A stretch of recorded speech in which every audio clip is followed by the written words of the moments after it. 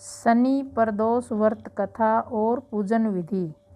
प्रदोष व्रत अति मंगलकारी और शिव कृपा प्रदान करने वाला है। यह व्रत प्रत्येक महीने के कृष्ण पक्ष व शुक्ल पक्ष की त्रयोदशी को रखा जाता है, इसलिए इसे वार के अनुसार पूजन करने का विधान शास्त्र सम्मत माना गया है। यदि इन तिथियों को सोमवार हो तो उसे सोम प्रदोष व्रत कहते हैं, यदि मंगलवार हो तो उसे भौम प्रदोष व्रत कहते हैं और शनिवार हो तो उसे शनि प्रदोष व्रत कहते हैं। विशेषकर सोमवार, मंगलवार एवं शनिवार के प्रदोष व्रत अत्यधिक प्रभावकारी माने जाते हैं। तो आइए जानते हैं शनि प्रदोष व्रत कथा और पूजन विधि का तरीका। शनि प्रदोष व्रत का विधि।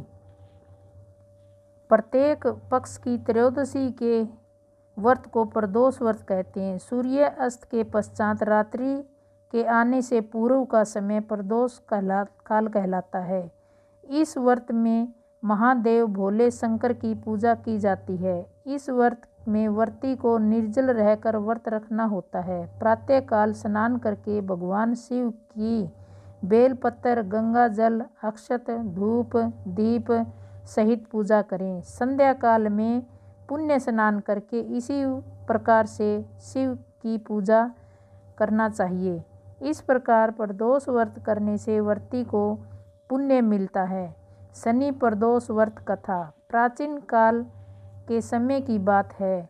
एक नगर में सेठ धन दौलत और वैभव से संपन्न था। वह अत्यंत दयालु था। उसके यहाँ से कभी कोई भी खाली नहीं लौटता था। वह सभी को जी भरकर दान दक्षिणा देता था, लेकिन दूसरों को सुखी देखने वाले सेठ और उसकी पत्नी स्वयं काफ़ी दुखी थे। दुख का कारण था उनके संतान का न होना। संतानहीनता के कारण दोनों धुले जा रहे थे। एक दिन उन्होंने तीर्थ यात्रा पर जाने का निश्चय कर लिया और अपने कामकाज सेवकों को सौंप कर चल पड़े। अभी वे नगर के बाहर ही निकले थे कि उन्होंने एक विशाल वृक्ष के नीचे समाधि लगाए एक तेजस्वी साधु दिखाई पड़े। दोनों ने सोचा कि साधु महाराज से आशीर्वाद लेकर आगे की यात्रा शुरू की जाए।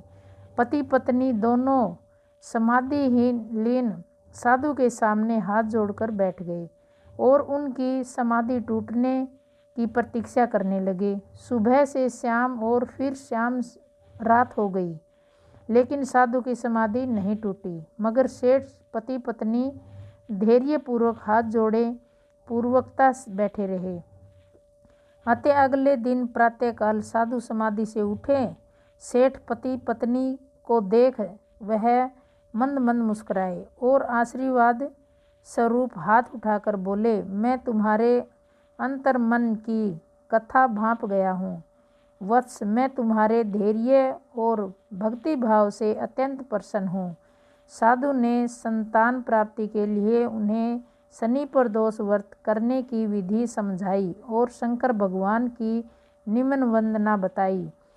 हे रुद्रदेव शिव नमस्कार, शंकर जग गुरु नमस्कार, नीलकंठ सूर्य गुरु नमस्कार, शशि मैली चंद्र सुख नमस्कार, उपाकांत सुधि नमस्कार, उग्र तव रूप मन नमस्कार, ईशान ईश प्रभु नमस्कार, विश्वेश्वर प्रभु शिव नमस्कार। तीर्थ यात्रा के बाद दोनों वापस घर लौटे और नियमता पूर्वक शनि प्रदोष व्रत करने लगे।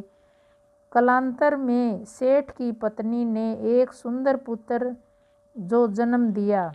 शनि प्रदोष व्रत के प्रभाव से उनके यहाँ छाया अंधकार धुल कर लुप्त हो गया।